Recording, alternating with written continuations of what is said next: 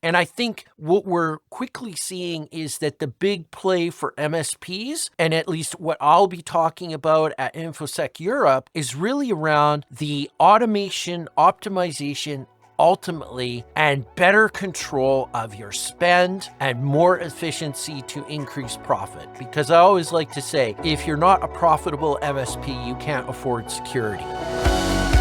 Hello, I'm Kristian Wright, CEO of Enhanced.io and co-host of Breach and Banter, a new podcast that cuts through the noise to talk bluntly about cybersecurity in the MSP world. In our first episode, I'm joined by Ian Thornton-Trump, CISO of Inversion 6 and CTO of Octopi. And he's going to tackle one of the biggest uncomfortable truths in the industry today, and that is that MSPs are prime targets for attackers themselves. We're going to unpack what makes MSPs so attractive to cybercriminals, the risks that often go unnoticed, and what you can do to protect yourself before it's too late.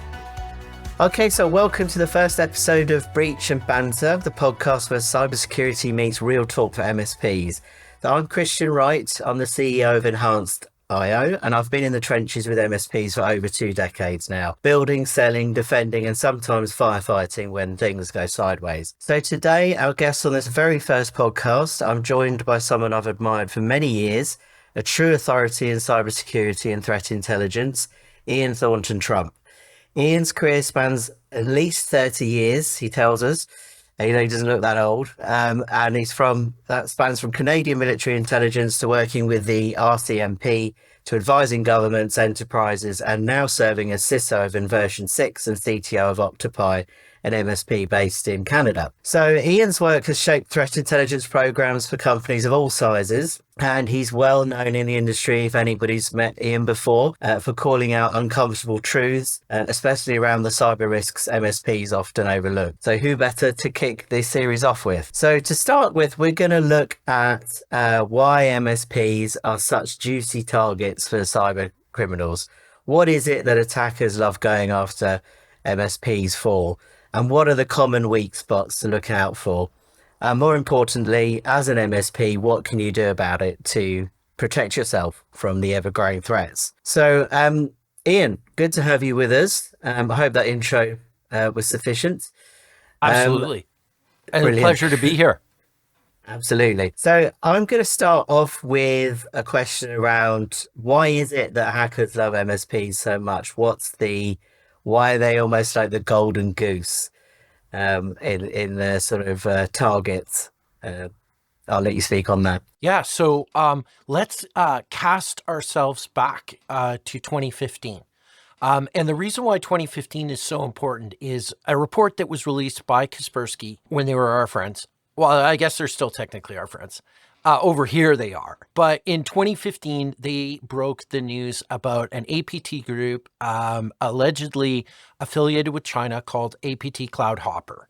And Cloudhopper was unique in the, I would say, the cyber crime and espionage space because they specifically targeted APTs. Now, interestingly enough, they didn't go away in 2015. They've evolved alongside many other groups that find the one-to-many type of data breach where an MSP is responsible for, dozens, perhaps even hundreds of different customers and has the access, usually has administrative privileges within those networks, and also all the fancy tools to do remote hacking already deployed. And so Cloudhopper was unique in that they piggybacked on an MSP. I believe the MSP was located in Canada, but had offices around the world. And they were responsible for basically under cover of regular MSP operations, exfiltrating a ton of data, installing spyware on endpoints that were of a sensitive nature. Nothing has changed. In fact, we've seen I think it was a BBC News article a couple of days ago suggesting that Tata Communications Systems was the patient zero for the Marks and Spencer breach, the Co-op breach, and potentially another breach that just occurred, Adidas. So we're in this position right now where MSPs continue to be a target for both opportunities, grand opportunities to spread ransomware, as we saw in the Kaseya attack many years ago. But also, it is just a convenient way to maximize the value by focusing and concentrating on the breach of one service provider, which ends up affecting many businesses. So that model is not lost on cyber criminals who are looking to maximize profit at basically the expense of your misery. Yeah, sure. So you're saying really the threat's far from gone away. It's been maybe a little bit less in the news in terms of MSPs, but it's there and ever present and in fact growing. Unless the MSP has really high profile customers that can't avoid media scrutiny when things go sideways. Customers that are integral to the supply chain, for instance, where bare shelves are a result. This is the kind of thing that I think keeps MSPs awake at night. It's one thing to, I think, have damages to a client that are, measured in downtime.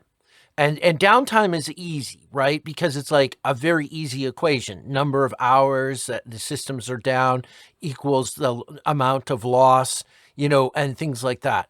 But when, the shelves are bare and you're living on very slim margins to make profit and to make those quarterly numbers and return to shareholders, wow, all of a sudden it's amplified to the nth degree. And this is why cyber criminals that run a playbook against MSPs are going to be able to tag a number of businesses and extort money, because it's not just about ransomwaring the system and causing downtime and having the poor MSP go into IR and removing the malware and restoring from the backups.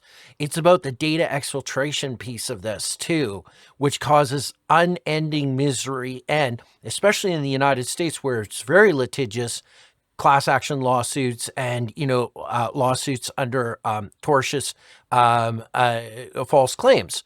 So you have a myriad of different reasons why MSPs continue to be a target, and you have a myriad of different reasons, I think, now where cyber criminals are increasingly eyeing that one-to-many breach equation. Do you see any difference regionally in, is this something that happens more in the US or Europe, or is it just ubiquitous at this stage? Well, it really depends on the supply chain and the goals of the threat actors. We have concrete proof that nation state threat actors like Russia, Iran, North Korea, and China will target parts of the IT supply chain. IT providers were heavily targeted during and continue to be during the Russian-Ukrainian conflict. There's no question. But it really depends on the modus operandi. And this is where it gets really interesting, because you know what MSPs love to do? They love to splash who their big customers are all over their corporate websites. It's not a good idea, right? Because it now is giving a lot of information that could be used for a social engineering attack, right? Especially given the type of social engineering attack where there's a sense of urgency. It's the business owner. They're pretending they can't get into a system. They're asking for a password reset or disabling of MFA temporarily. All the classic ways that threat actors like Scattered Spider manage to get into businesses. So, MSPs, that relationship that you have with that customer could be leveraged for fake tech support impersonation attacks, which we've seen. Yeah, and that's an ever-growing problem across the board. Okay, so we know that MSPs are targets, and that's for sure. What are the most common vulnerabilities that you see in MSP infrastructure? There must be, I don't know, the top 5 that you see time and time again. It used to be the phishing email, but I think it's dramatically changed. And it's because I think one thing that MSPs and the cybersecurity community in general has gotten a lot better at, it's protecting endpoints. Okay. And I think that's caused a pivot where identity is the new battleground, and unpatched edge appliances or services that are made public without additional layers of security. Like back in the day, we used to port forward stuff like webmail and all that kind of stuff. And, we would accept that risk. We'd put antivirus on our server, McAfee antivirus on the server, and we're good, bro. That is no longer the case. You cannot put something out on the internet now without access control lists, security groups, web application firewall, and maybe a CDN. And it's a very good idea to put that in a cloud, because you don't want to have to have a DDoS attack for extortion. So a DDoS extortion attack on premise. There's very little you can do when, a 10 megabit or 100 megabit internet connection is overwhelmed by terabytes of DDoS attacks or gigabytes of DDoS attack. But within the cloud, you kind of get DDoS protection for free when it's hosted in the cloud. So again, there's a big shift in paradigm. So, if I was to go in order right now, what do I hear from a lot of MSPs, including my own experiences?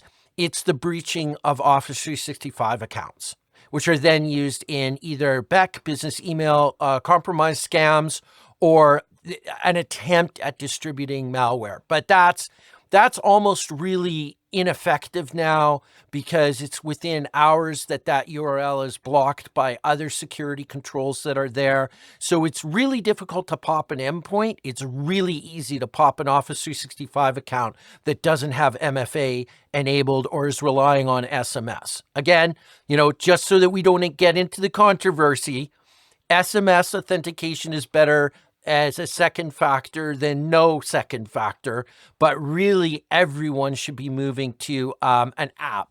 Microsoft Authenticator is available free. Amazon and Google all have authenticator products that I think is where we've ended up. Yeah, sure. And then what about the old chestnut of RMM? Remote access, things like over permissioned access, is that something that we're still seeing as an issue? So I think we're seeing it in the low end of the mid-market in terms of customers, and MSPs that service those customers, where everybody is locally a local admin, everyone has excessive privileges. The MSP logs in as admin, so you never really looking at the logs, you don't really know who did what.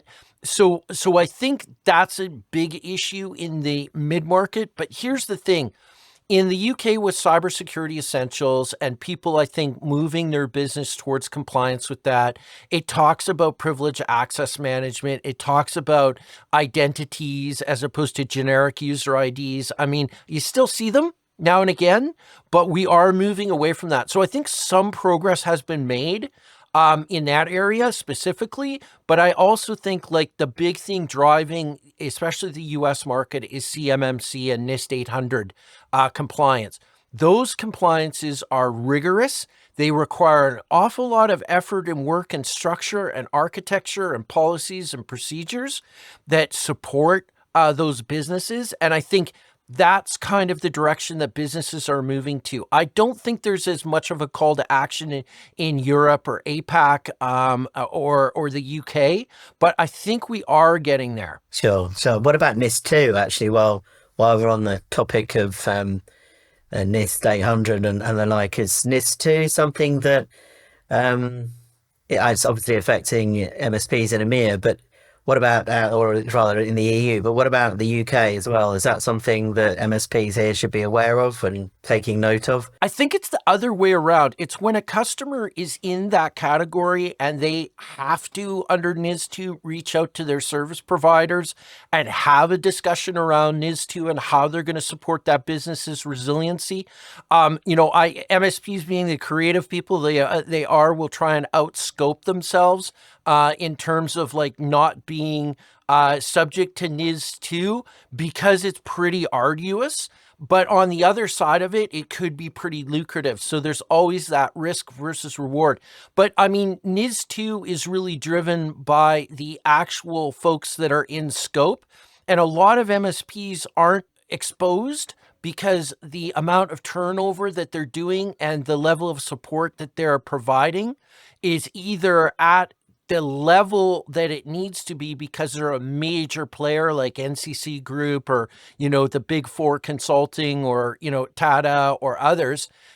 But on the lower end of the scale, it's hard to suggest that if you have for instance, a great example is a pipeline owner and operator. That pipeline and owner operator may have an IT support contract. That IT support contract might be for the IT systems only. It might be pretty easy to scope it out of the OT environment, which is going to be inside the NIS2. So it's, again, NIS2, great in concept. It's going to be difficult to execute on. The threat models that these things are built on are always 3 or 4 years old because it's the EU and there has to be a lot of discussion. So again, it's like we don't have any precedents. We don't really have, anything that is definitive in terms of like a case that we could point at and say, this company was below the NIS2 waterline. So, this is where they need to improve. Nobody wants to be the first one hauled into a regulator to answer for these things. But, I think the intent is good. I just think that the issues around the supply chain and the issues around MSPs, it's not really on the radar yet. Okay, makes sense. So just popping back to the vulnerabilities in MSP infrastructure a moment. Have you seen any, one of the things we've seen actually quite often is access via IoT or OT type devices that have just been forgotten about. Is that something that you've come across as well? Yeah, legacy infrastructure is a potential real problem. Absolutely. I would also say end of life cycle edge appliances and edge networking kit also is a true wake-up call, especially when we continue to see the level of effort that it takes to support firewalls from manufacturers that seem to have an endless string of vulnerabilities. And I question a lot of things around that because I don't necessarily believe that this is a concerted effort to reverse engineer the firewall operating systems. I just think there is some danger in legacy equipment that has been in service for 5 or 10 years when you look at how that threat landscape is accelerating and all the tools, including AI, in adversarial capacities to help reverse engineer, to build better exploits and things like that. And also to use AI to replicate attack surfaces that you wouldn't otherwise have access to.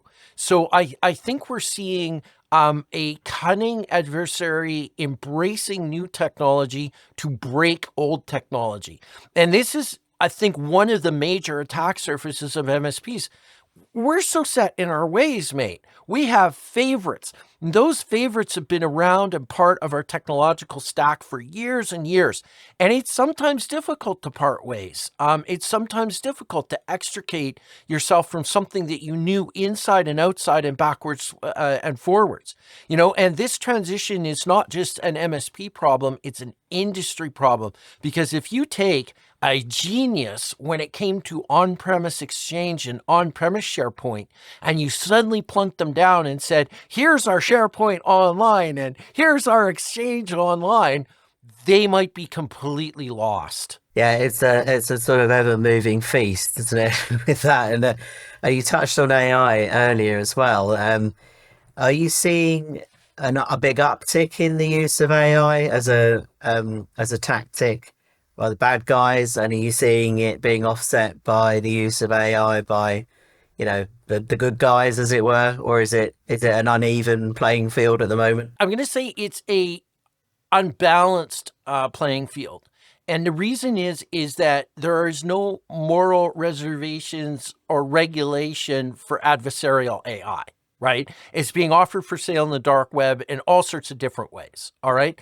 Now, as good guys, and MSPs in particular, and large corporations, they're beginning to leverage tool sets that include AI components. So I will say the biggest advancement that I've seen in defending or blue team AI are products and services built around SOC, SOAR, and SIEM offerings that use AI to analyze activity and predict compromise based on certain MITRE attack framework thresholds that have been reached. I think that's probably the thing that becomes most interesting and most prevalent. And we're now sort of taking SIEM, SOAR, and SOC and calling it continuous attack service mitigation or monitoring, because what it is it's a battle that when a new public DNS entry is made and a new service is advertised, it's a race between the bad guys to start hitting it and trying to exploit it,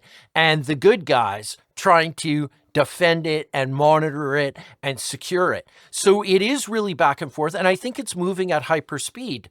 But if I could just again cast your eyes back to history, when Project Mayhem, Carnegie Mellon's AI-driven computer system went toe-to-toe with, I think it was 7 other computer systems using AI/machine learning to build vulnerable exploits and build patches for those vulnerable services using machine learning and AI. And that was more than 10 years ago. So when we look at what was in that military industrial space that DARPA chose to share with us at that time 10 years ago, it's not unreasonable to think that this is now going to play a part in that constant battle between adversaries that are now equipped, if you will, with power robot suits, Gundam style warriors, augmented by AI tools. And I think what we're quickly seeing is that the big play for MSPs, and at least what I'll be talking about at InfoSec Europe, is really around the automation, optimization, ultimately, and better control of your spend and more efficiency to increase profit. Because I always like to say, if you're not a profitable MSP, you can't afford security. Yeah, sure, absolutely. And that's brings me to my next point, actually. Do you see, whilst MSPs might be selling these tools to their clients, so the continuous attack vector monitoring, network detection and response, etc., do you see many MSPs using that technology internally themselves to protect themselves? Well, they had better, okay? Because as we just spent, a good 15 minutes discussing, they're a massive attack surface. But I think more importantly, they need to, as we like to say, eat their own porridge or eat their own dog food. That's always been, I think, a core tenet. If it's good enough for your clients, it better be good enough to your MSP. And also, the clients are demanding advanced tools. They're demanding compliance. They don't want to suffer a data breach, and they get pretty angry when they do. So, part of the traditional toolkit for MSPs has always been things like backup as a service. We're backing up our customers. We got to find a way to back up and archive Office 365 email as well. I think that has expanded the realm of backup. And then it's opened the door to data management as a service and archiving as a service. Because you know what we have? We have too much data. There's just too much data in businesses, and it's dead. It has no value. Every time what we've done through the history of MSPing is we've copied the shared drive to yet another larger hard drive.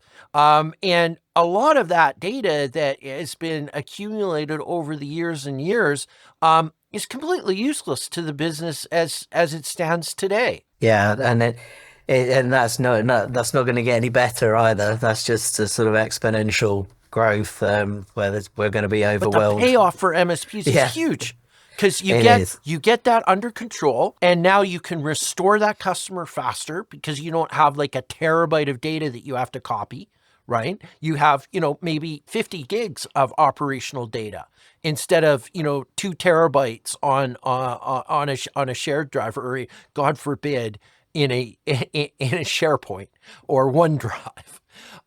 But I think, to your point, this is where the smarter MSPs that are looking for efficiency and profitability understand the value proposition of helping the business make better decisions around workflow and providing access and support for their life cycle of their tools. Any MSP today that goes into a customer that can't say, this is where you are and this is where you need to go because of all of these reasons, ranging from that's a beige box in the corner that smells a bit funny, right? To where are the backup tapes for this old infrastructure? So I think for MSPs, they need to come prepared to do an IT plan and help their customer, put their customer on a journey to supported applications, modern workflows that are adaptable to things like Windows 11, because Windows 10 is going away soon, sort of. And all of these other trends in the industry that we keep seeing. I think it's really important, when we start talking about remote access. Well, that's easy to do when the business is a SaaS. It's really hard to do when the business is all on premise. Yeah, sure. No, that makes sense, Ian. So just in your experience, you must have seen a few breaches in your time, MSP breaches specifically. When have you seen that handled well? Have you seen, and I suppose this would dig into an MSP handling that well, you would assume it's got a very sort of robust incident response plan in place. Do you see MSPs going into that with the proper mindset? What does proactive incident response planning look like for an MSP in reality for their own business, but before they even get into that with their clients? Okay, so there's a couple of huge takeaways here. MSPs that have handled it well have sent up a flare to the community for help. Those are the MSPs that make the right decisions and that realize that they're going to be quickly overwhelmed. So what does that mean? It means don't be a jerk in this community and seek out partners and mutual packs of support, right? Like build your own little NATO of like-minded individuals that are willing to help you out, that have capacity. The second thing is think about, at least, if not tabletop exercise it, about what losing your MSP would look like in terms of its functionality and whatnot. So, MSPs really, if they're relying on on-premise RMM tools, ick. I get the ick factor from that. If they're hosting Exchange servers for multiple customers, I get the ick factor from that. You have to start looking at your own business resiliency, because your own business resiliency is really your customer's first set of resilience, right? Because if you can't support that customer because one of your other customers is down or your systems are down, well, you're going to be in a very uncomfortable position. I think the other thing too is to really work with your vendors when you get into a bind. When you're in a situation where, you've got, say you've deployed an EDR solution for a particular vendor and you've now are dealing with a data breach scenario, engage them. They're there to help. They realize that, this is why you pay them the big bucks and the big money. And then again, between the community support and the vendor support, you should be able to get through it unscathed.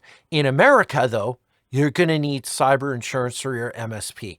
I think here in the UK, you certainly need it for errors and omissions and director's liability, so you don't lose your house. But I think in the United States, carrying, if your annual turnover in MSP is like 10 million, you probably will want to be sitting there with at least 10 million plus in cyber insurance. Yeah, and a lot of cyber insurers are just insisting on this level of internal security now anyway. That they are. In fact, when we went for our renewal, we were definitely told about what our customers required, and the conversations were around ubiquitous deployment of MFA, as well as cloud-based backup with separate credentials for that cloud-based backup, and provide cybersecurity awareness to all customers. Not enforce that they do it, but provide it as a base part of your service package. So we've done that because we didn't like the size of the premium that we would have to pay otherwise. Yeah, their premiums are becoming quite eye-watering, unfortunately, across the board. Brilliant. Okay, well, we're nearly out of time, believe it or not. So I'm just going to ask you one last thing. If you could fix one thing as an MSP, this is like your no BS take on it, the one sort of habit or mindset MSPs need to ditch, what would it be in order to protect themselves? I would say constantly be on the lookout for a new solution in your security stack. I'm not saying be super risky, right? And be the first customer of a particular solution, but like constantly look at the market, constantly evaluate, am I getting good business value out of this security tool? Can it do more than just this one thing that I'm asking it to do? What does the product roadmap look like? Like, I think there's a lot of good value in places like Reddit and Slashdot, and it's not just all bitching and moaning. But I think it's really important to like continuously look at what you're offering your customers, make sure it's relevant, make sure that you're leveraging it, and make sure that you're getting the most out of it. And if you're not, be prepared to shop around. It used to be really sticky. An RMM tool and a PSA used to be really, really sticky in MSP land. Not so much anymore. Once the pain and agony gets to a certain threshold, I think MSPs are erring on the side of caution and yanking it and going, you know what? We're moving off of it. It's just not fit for purpose anymore. And that doesn't necessarily mean it's not a great tool. It just means for where that MSP is in what it wants to do and what it's aspiring to do, it may not be the tool that it used to be 5 years ago. Yeah, no, that makes sense. Absolutely. Well, that's a wrap, I think, for episode 1. I would say if there's anything, one thing to take away, that's MSPs aren't just IT providers anymore. They're very much part of the security fabric for every client that they're serving. And unfortunately, that does make you a target by default. So massive thanks to you, Ian, for kicking off Breach and Banter with me. We've got some more episodes coming up, all practical, honest, and made for MSPs who want to stay one step ahead. If you could hit subscribe, share this with your team, and as always, stay proactive, stay protected, and we'll catch you in the next episode. Thanks very much, Ian. Cheers.